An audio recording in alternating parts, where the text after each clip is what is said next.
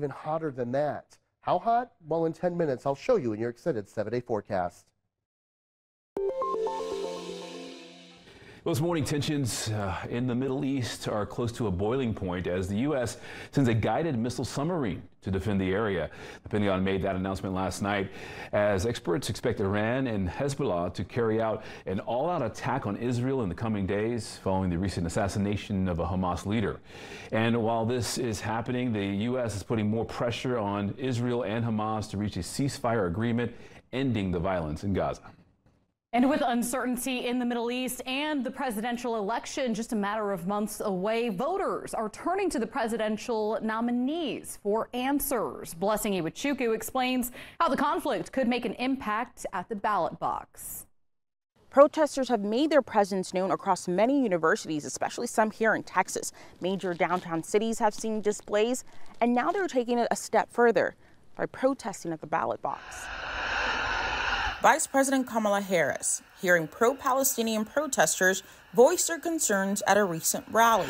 I'm here because we believe in democracy. Everyone's voice matters. Then after being interrupted while making remarks, you know what? If you want Donald Trump to win, then say that, otherwise I'm speaking. If somebody comes to you and says, hey, we need to stop the genocide, and your response is, I'm speaking, then stop speaking and start listening. You know, we've been saying this for a very, very long time. And the protests, as you asked, they're 100% going to continue. Palestine will never die! Muhammad Ayachi is tired of his community not being heard. Palestine will be free! The North African man is one of the many organizers who plan pro-Palestinian protests in North Texas. Free Palestine. We don't say from the river to the sea, kill all Jews. You've never heard that. It's not a thing. He believes the demonstrations that erupted across the state, country, and the world after October 7th helped shift the Democratic Party on the path it's on now. Joe Biden is out of this race. And there's no doubt in my mind he's out of this race because of what's going on in Gaza. Mark Rosell, a political expert at George Mason University, believes what's happening in the Middle East may have also played a part in Pennsylvania Governor Josh Shapiro, who's touted as one of the front runners for Harris as her vice president, not being picked. Concern about perhaps his strong support for Israel with what's going on in Israel and Gaza. Perhaps the vice president decided that Governor Walz is just a very safe choice. Minnesota Governor Tim Walz was the topic of a recent article in The Forward, an online publication catering to the Jewish community. In it, it detailed how Walz not only condemned the acts of October 7th, but also endorsed calls for a permanent working ceasefire this year. So whenever we're talking about Tim Walz, to me, he's just another politician who could say whatever he wants, but it won't matter. We're not going to buy any of this. Like, our demands are very clear. Ceasefire now and all aid to Israel. Since those demands have not been met, well, basically you're just going to sit this election out. Yeah, I mean, 100%. Joe Biden, he definitely, did not do what we asked of him. So we abandoned him. The abandoned Biden campaign took a nasty toll. So we're not going to be voting blue. We're not going to be voting red. He says he plans to be at the Democratic National Convention in Chicago protesting. With that being said, it's important for us to continue to show up, making sure that his voice is heard. To let Gaza know we have not given up on them. In North Texas, Blessing Iwachuku, Spectrum News.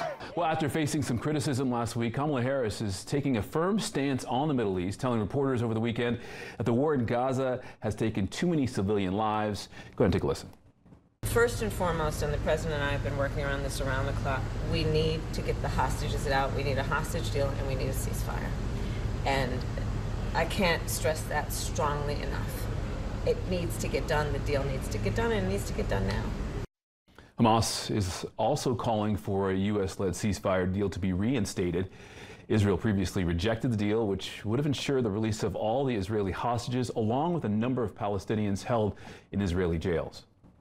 On the Republican side, Donald Trump has not commented on the latest ceasefire negotiations, but just 2 weeks ago, Trump met with Israel's Prime Minister Benjamin Netanyahu at his Mar-a-Lago estate. During that meeting, Trump reportedly told Netanyahu, quote, "We'll get it taken care of," when discussing hostages still held in Gaza.